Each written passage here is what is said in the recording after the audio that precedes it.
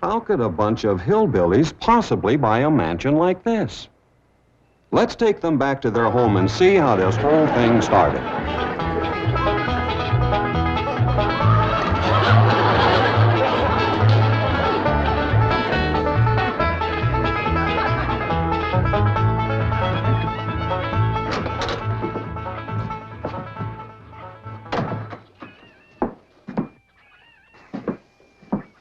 Jed, you gotta do something about that young'un of yourn. How'd that happen? Fighting with a bobcat. Get hurt? I reckon so. It went limping off on 3 legs. I swear I don't know what I'm gonna do about that girl. Well, the first thing to do is to get her into a dress. She's getting too big to be wearing man's duds. Looky here. She's done popped the buttons off of her shirt again. Well, Elly May carries herself proud, with her shoulders throwed back. It ain't her shoulders that's popping these buttons. Fully growed up, rounded out female woman. Time she started acting like one. Well, one of these days, some boy will come along and start courting her. They came courting when she was 12. What did she do? She whopped the tar out of them. Well, it ain't fitting.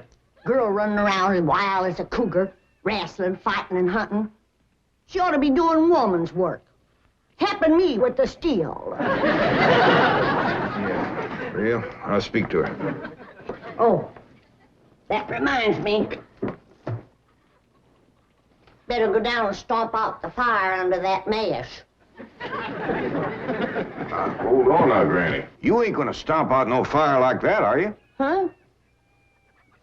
Oh, of course not. Don't want to burn my shoes. Pa? Granny, somebody open the door. Howdy, Pa. What you got there? Stranger, Where'd you get him? I beat him with a rock. For? He was skulking around down by the slough. Figured he might be a revenuer. He ain't no revenuer. Then can I keep him? Of course not. Well, I caught him. Don't matter. Well, he won't be no trouble. I could keep him out in the smokehouse. Elly May, you can't keep people like they were dogs and cats. Ooh, ooh, ooh, ow, ooh, that hurts.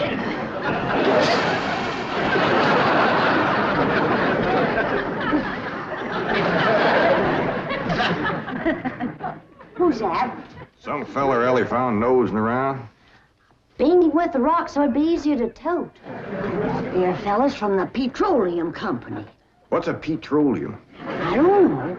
He asked me if he could do some wildcatting down by the slough. I said, help yourself. We're glad to get rid of the critters. What'd he say? Just kind of laughed. But the laugh's on him. There ain't no wildcats down there at that slough. No, it's too full of oil. Oh, what happened? Where am I? This here's the Clampett place. I'm Jed Clampett, my young'un Elly May, and Granny. Granny says you've been doing some wildcatting. There's no need to. Mr. Clampett, that swamp of yours is full of oil. I could have told you that. Well, my company would like to pump it out. Yeah, I like that too, but I just can't afford to have it done. No, you don't understand. You see, you wouldn't have to pay for it. Oh, I don't take favors from strangers. No, Mr. Clampett, you see, you're a very rich man. How big a rock did you bean him with? No bigger than a hedge apple. Listen, I've got to call my office in Tulsa. Have you got a telephone? A what? A telephone? Or maybe one of your neighbors has one. It's well, down in this country, it's probably a box attached to the wall. And, you talk into it, and they can hear you in Tulsa. Maybe you better sit down for a spell. No, I haven't time. Listen, where's the nearest airfield? Airfield? You know, Granny, that's one of them there fields sets up in the air. Oh, never mind. I'll find it myself. Listen, now don't you sell that swamp till you hear from me. I'm flying to Tulsa. Now he thinks he's got wings.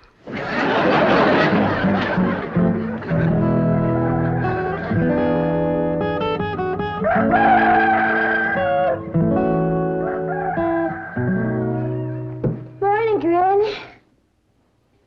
Watch them buttons, child. Granny! Them pigs of yours got into the corn. Did they drink much? I reckon they did. This here little fellow was kicking blue blazes out of the mule. That's the trouble with razorbacks. They such a mean drunk.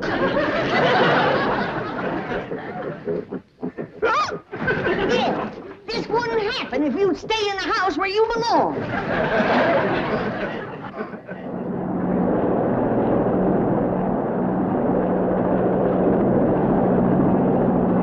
There it is, Mr. Brewster. On the tests and surveys, I'd say that's going to be one of the richest pools since East Texas. News like this is bound to get out. Let's go down and get Clampetts' name on a deal. Where's the gun? Where's the gun? Oh, there. What's the matter? You want to see what just flew over Blueberry Ridge? What? The dad-blamedest biggest bird you ever laid eyes on. Probably just an overrode chicken hawk. Chicken hawk, nothing. That thing could make off with a hog. Hurry up, put that gun together. No room to land near the cabin, Mr. Brewster. It's too rocky and hilly. Then let's get the sling ready to be lowered. Well, Mr. Brewster, that might be dangerous. Hang the danger. We're going to be the first oil company down there if it kills you. Me? Don't worry. If it's safe, I'll follow you.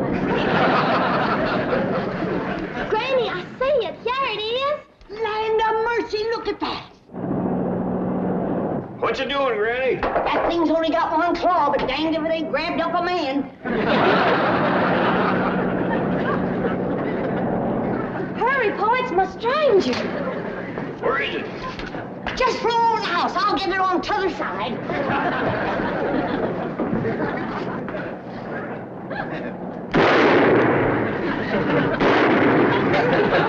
You kill it, Granny? No, but I made it drop that stranger.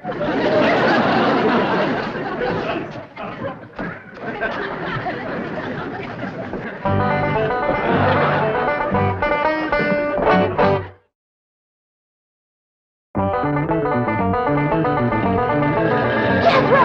Stop this thing! Granny! Granny! Yes, Jed? Granny, grab a hold of something and hang on. Cousin Pearl and that overgrown son of hers is headed right for the cabin in that old truck. Heaven protect us.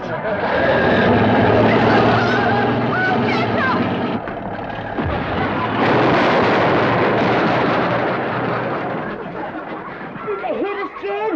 No, but I think they sure want the chicken house.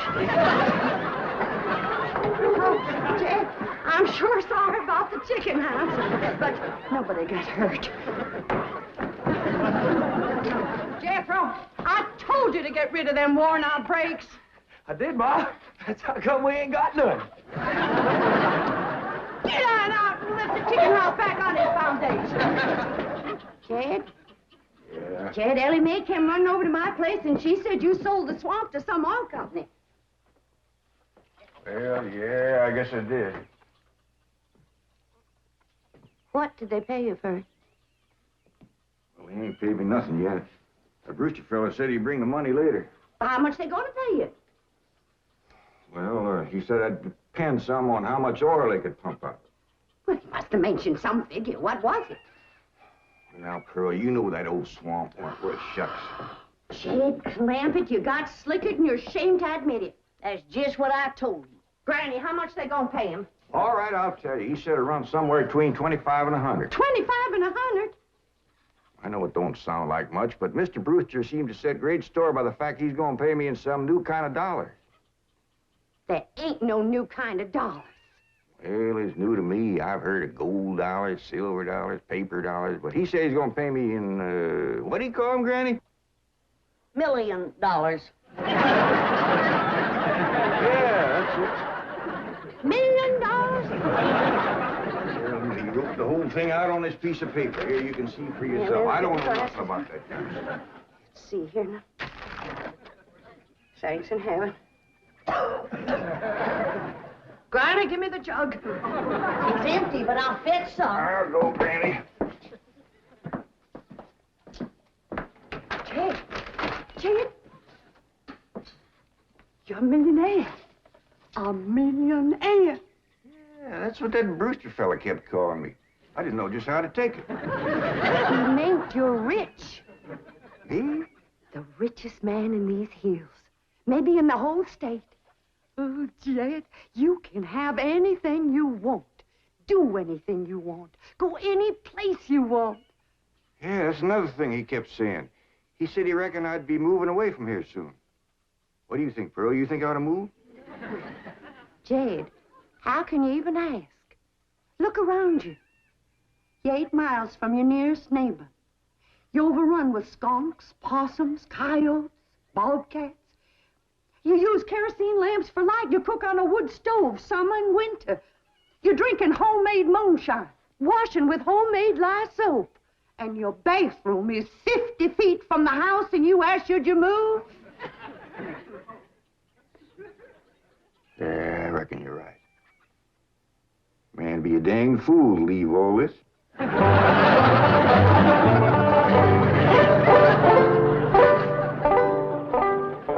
Oh, there you are, Jed. You misunderstood me. I meant you should move away.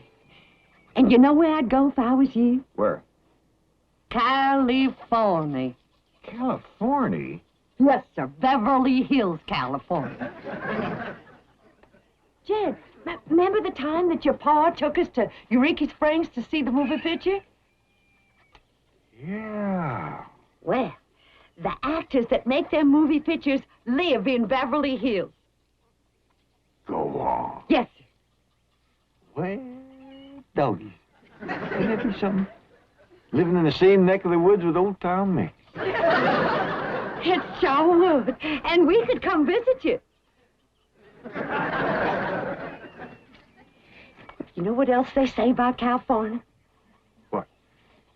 It don't get cold out there. What don't get cold out there? Nothing don't get cold out there. They don't have no snow or no ice. Can't they bring some in? They don't want it. That's why'd be so good for Granny.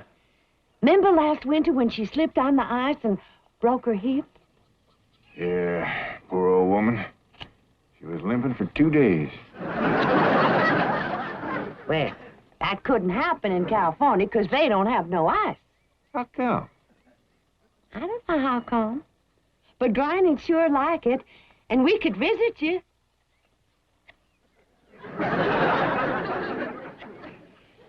You know what else they say about California? Maybe Jethro know how come there's no ice. He's going to school. We could ask him. Jethro! Yeah, Ma. Come on over here. Speaking of school, Elly May could get herself a fine education out there in Beverly Hills. Yeah, Ma? Your rich uncle's got a question he'd like to ask you. What rich uncle, Ma? Your rich Uncle Jade. Jethro? How come there's no ice in California? Don't look at me. I didn't take it. You big dumb. Well, I didn't, Ma. Oh, get out of here. Well, you always... I didn't mean it. I was saying, Jed, folks claim California's got it all beat. Why, things grow twice as big out there. Jethro would be a whopper, wouldn't he? He could help you move. He's awful handy at lifting and toting, and he could drive you out in my truck. I tell you what, Pearl. I'm gonna have to study on this. When that Brewster fella comes back, I'll ask him what he thinks. Well, your cousin is right about that, Mr. Clampett. Beverly Hills is a choice residential area, and lots of millionaires do settle there. Folks like me, huh? Well, millionaires. And movie stars, too. Oh, yes, yes. Is Tom Mix there? No, I'm afraid Mr. Mix is dead. Oh? Oh, yeah. What's the matter with me? Remember, Pearl, he got shot at the end of that picture. Well, there are plenty other movie stars, and that's where Jed wants to live. Ain't it, Jed? I do like the notion of living in the hills. Never could stand flat country. Mr. Clampett, I think it only fair. That is, well, I think you may have a wrong idea about Beverly Hills. Is that where you live? No, my home is in Tulsa. Well, say, maybe you could get us a place there in your neighborhood. Mr. Clampett, let's not beat around the bush. You will love Beverly Hills. Then that's it. Can you steer Jed onto a good place? No, I can get the bank out there to handle it for him. He'd like a nice big place with plenty of room for his kinfolk to visit him. I would like a nice, roomy place if I could afford it. Oh, Mr. Clampett, with your money, you can afford the Taj Mahal. Okay, I'll take it. Well, no, you see, I was just making a little joke. Oh, well, go right ahead. Well, you see, the Taj Mahal is in India.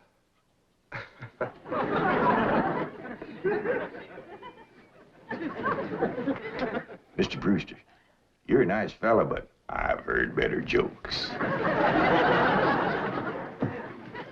Is the foreigner staying to supper? I'm ashamed to say I ain't asked him. How about it? Oh, I don't think so. Oh, no trouble. What you cooking tonight, Granny? Mustard greens and possum innards. Mm-hmm. Did you hear that, Mr. Brewster? Very clearly. Want to change your mind? Not this time. Well, if you should happen to come back tomorrow, we'll be having leftovers. That's the thing about possum innards. He's just as good the second day.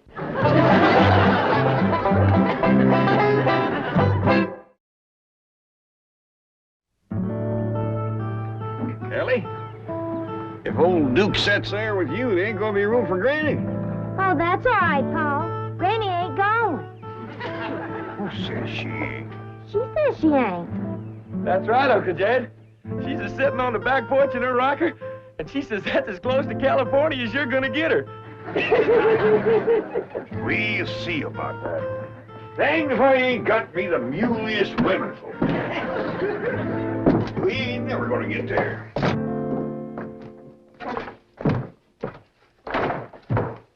Now, what's all this nonsense about you ain't going to California? Ain't no nonsense to it. If the good Lord had wanted me in California, he'd have put me in California. Maybe he's just getting around to it. The book says he moves in mysterious ways. Well, if he moves me, I'll go. But you and Big Jethro ain't a budging me. Granny, this here Beverly Hills sounds like the kind of place you'd like. That Brewster fella says they got smogs out there. What's a smog? Well, me and Jethro figured out that's a small hog. And you heard what Pearl said. It ain't got no snow out there. You could run your still the year round. Run it the year round here. Yeah, but walking down through the snow to the still always makes you feel so miserable. I might feel miserable walking down, but the way I feels coming back makes up for it. Hey, damn it, Granny. We've been planning and talking about this trip for days. You never said you wouldn't go. Never said I wouldn't either. But that Brewster feller has bought us a house in them Beverly Hills. He sent our $25 million to the bank out there. Well, you just chase on out after it. I'm staying right here. And I ain't afeared neither. Granny, I ain't leaving you here alone. And I ain't a budging out of this rocker.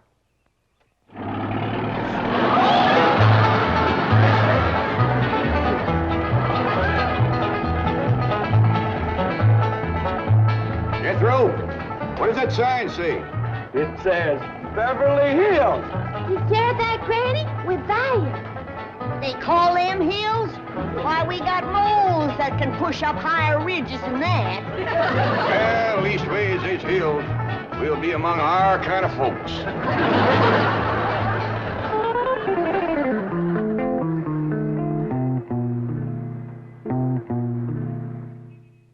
This deposit of $25 million to the account of J.D. Clampett. J.D.? As in Rockefeller. Elevates us to third position in capital assets and assures our bank of... Come in. Oh, I'm sorry to interrupt, Mr. Drysdale. All right, Taylor.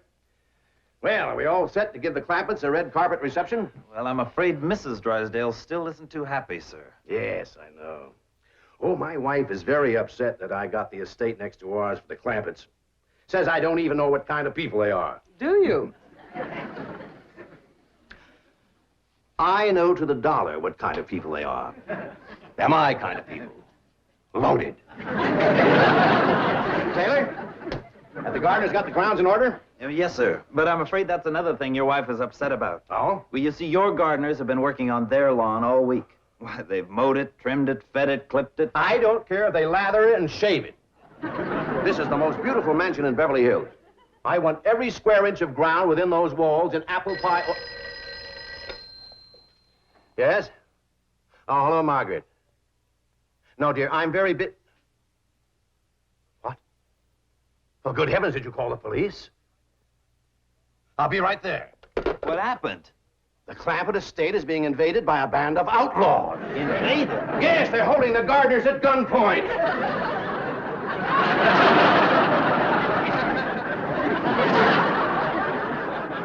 Sure is lucky we come along we did. That's the truth. The way they were slipping through that gate, another 5 minutes and that whole darn prison would have been empty. Jethro, you sure that's a prison? Yeah, Uncle Jed. I seen pictures. Only thing is, how come there ain't no guards on them walls? Probably done them in with them knives and things. These killers, if I ever did see any. Fine neighborhood we's moving into. You hear that? Hot diggity, there's bobcats in these hills. I'm sorry. Somebody's calling the law. I reckon they's gonna be mighty grateful for what we done. Folks out here has got a strange way of showing they're grateful. You've locked up one of the richest men in the country. Mr. Clampett, I don't know how to apologize. I'm deeply humiliated. What have you cutthroats done with J.D. Clampett? I'm Jed Clampett, and I'd appreciate it if you let go of my Sunday shirt. You're J.D. Clampett, the oil millionaire? Yep, this here's my nephew, Jethro. Howdy. Quickly, man, unlock this cell. Mr. Clampett, on behalf of the entire city of Beverly Hills, I extend our deep and humble apologies for this unfortunate and embarrassing incident. Oh, I'm Milburn Drysdale, president of the Commerce Bank of Beverly Hills. My car is waiting to take you and your family to your new home. We want you to know how happy we are to have you, your handsome nephew, your lovely daughter, and your beautiful mother.